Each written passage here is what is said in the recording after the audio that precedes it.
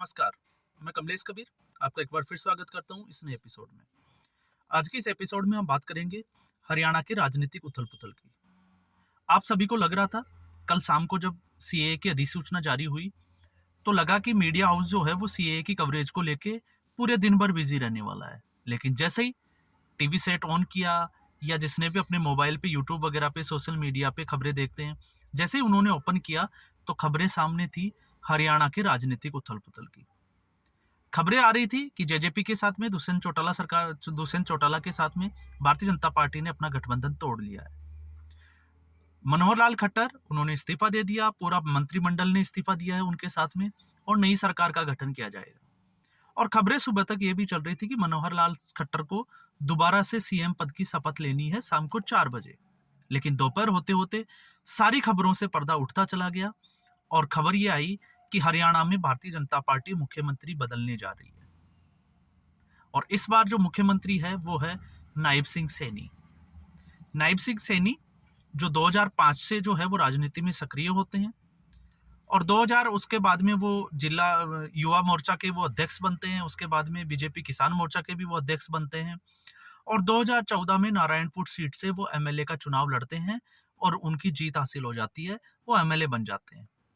उसके बाद में 2016 में उनको भारतीय जनता पार्टी की सरकार में राज्य मंत्री जो है वो बनाया जाता है और 2019 में कुरुक्षेत्र की लोकसभा सीट से उनको चुनाव लड़ाया जाता है। सामने होते हैं कांग्रेस के निर्मल सिंह और निर्मल सिंह को बड़े अंतर के साथ में लगभग 4 लाख वोटों से जो है वो नायब सिंह सैनी हरा देते हैं और हरियाणा में आपको पता होगा 10 की 10 सीटें जो है वो भारतीय जनता पार्टी के पास थी लोकसभा की। अब जब लोकसभा चुनाव का समय बिल्कुल नजदीक आ गया और साथ में विधानसभा के चुनाव भी जो है वो जल्द होने वाले हैं और कयास ये लगाए जा रहे हैं कि विधानसभा चुनाव और लोकसभा चुनाव एक साथ हो सकते हैं, तो इससे ठीक पहले भारतीय जनता पार्टी ने एक बड़ा दाव खेल दिया और बड़ा दाव ये था कि मनोहर लाल खट्टर जो बिल्कुल जिसको कहें कि कोई राजनीतिक उथल पुथल होती हुई हरियाणा में दिख नहीं रही थी, सरकार अच्छे से चल रही थी, कोई मनमुटाव की कोई खबर नहीं थी, सब कुछ अच्छे होते हुए आखिर बीजेपी ने ये स्टेप लिया कैसे। और बीजेपी में अगर हम बात करें मनोहर लाल खट्टर की, तो मनोहर लाल खट्टर ने इस बार जब किसान आंदोलन पार्ट 2 जब शुरू हुआ तो उसको कैसे मैनेज किया। शंभू बॉर्डर देखें चाहे खनौरी बॉर्डर देखें या और भी जो बॉर्डर थे, उन पे बड़ी चाक चौबंद के साथ में किसानों को ट्रैक्टर ट्रॉलियों के साथ में हरियाणा में घुसने तक नहीं दिया। जो कि किसानों की जो एक पूरी प्लानिंग थी कि बीजेपी को दिल्ली को चारों तरफ से घेरना है, उसमें उनको कामयाब नहीं होने दिया। तो उस हिसाब से अगर हम देखें तो ये अचंभे से कम नहीं होगा कि अचानक से भारतीय जनता पार्टी ने ऐसे यू टर्न क्यों लिया। क्या मनोहर लाल खट्टर के साथ में उनकी कोई अनबन चल रही थी? ऐसे जो है वो विपक्षी पार्टियां कयास लगा सकती है, लेकिन सच्चाई से इतर अगर हम बात करें भारतीय जनता पार्टी की, तो भारतीय जनता पार्टी पिछले 2 या 3 साल का आप ट्रैक रिकॉर्ड उठा के देखिए, भारतीय जनता पार्टी के कुछ फैसले जो है वो बिल्कुल चौंकाने वाले हैं। इसको हम ऐसे भी समझ सकते हैं, विधानसभा चुनाव जब 5 राज्यों में अभी आप खत्म हुए, तो राजस्थान, मध्य प्रदेश, छत्तीसगढ़, उसमें भारतीय जनता पार्टी ने कई सांसदों को जो है वो टिकट दिया और एमएलए का चुनाव लड़ाया। और कई बार हमने ये भी देखा है कि एमएलए को जो है वो लोकसभा के चुनाव लड़वा रही है। साथ में आपने एक पैटर्न पे और अगर आप गौर गौर किया हो, तो भारतीय जनता पार्टी ने जो पुराने जो लीडरशिप है, जो 4 बार के विधायक रह चुके हैं, 5 बार के सांसद रह चुके हैं और लगातार उनका किसी सीट पे कब्जा है, तो वहां पे भी अब जो है वो ये उन सांसदों का, उन विधायकों का टिकट काट रही है और नए लोगों को प्रमोट कर रही है। और इसी की कड़ी में आपने देखा शिवराज सिंह चौहान, एंटी इनकम्बेंसी के बावजूद शिवराज सिंह चौहान ने 165 प्लस सीटें जो है वो भारतीय जनता पार्टी को मध्य प्रदेश में दी, लेकिन भारतीय जनता पार्टी ने उनको मुख्यमंत्री नहीं बनाया, उनकी जगह मुख्यमंत्री बनाया मोहन यादव को। ठीक ऐसे ही राजस्थान में भी हमने देखा, छत्तीसगढ़ में भी हमने देखा और अभी इसका ताजा उदाहरण आपके सामने हो गया हरियाणा। अब हरियाणा में मनोहर लाल खट्टर को हटाने के पीछे जो है वो बड़ी वजह जो ये बताई जा रही है कि इससे भारतीय जनता पार्टी ने, क्योंकि नायब सिंह सैनी जो है वो ओबीसी समाज से आते हैं और मनोहर लाल खट्टर जो है वो पंजाबी खत्री परिवार से आते हैं, तो ओबीसी समुदाय के ऊपर भी निशाना साधा और साथ में गैर जाट जो है उन वोटों को एक करने की कोशिश भी की है। मंत्रिमंडल के विस्तार में इन्होंने ध्यान भी रखा है। अभी तक की जो खबर थी उसमें कुछ एक गुर्जर को भी उन्होंने जो है वो मंत्री बनाया है, साथ में एक जाट को भी जो है वो मंत्री बनाया है। तो ऐसी स्थिति में भारतीय जनता पार्टी जो है वो 10 की 10 सीट जीतने के लिए, जिसको हम कहें कि अपने राजनीतिक कितना भी बदलाव करे वो उसको करने के लिए तैयार है। अब कुछ फैसले जो है वो भारतीय जनता पार्टी के लोगों को अचंभे में जरूर डाल देते हैं, क्योंकि उनको लगता है कि भारतीय जनता पार्टी के ऐसे फैसले जो है वो नुकसान दे सकते हैं। लेकिन इससे पहले जो फैसले लिए गए उनमें कभी ये लगा नहीं कि भारतीय जनता पार्टी को ऐसे फैसले जो है वो नुकसान देते होंगे। 9 साल मनोहर लाल खट्टर, अब 9 साल के बाद में जो है वो मुख्यमंत्री का चेंज करना, और वो भी चुनाव से पहले, तो ये दर्शाता है कि Bharatiya Janata party bold decision लेने में अब जो है वो बहुत माहिर बन चुकी है। दूसरी चीज, ऐसा इसलिए किया जाता है क्योंकि इससे भारतीय जनता पार्टी के दूसरे जो कार्यकर्ता है, दूसरे जो लीडर्स है, उनको एक, जिसको हम कहें कि अंदर से एक उनका मनोबल बढ़ता है, उनको तैयार किया जाता है कि बिल्ली के भाग का आपने खाओ चुनी होगी, छीका टूटना। तो ऐसी स्थिति में किसी को भी जो है वो मुख्यमंत्री बना दिया जा सकता है, किसी को भी टिकट दिया जा सकता है, और किसी को भी जो है वो उसका टिकट काट लिया जा सकता है।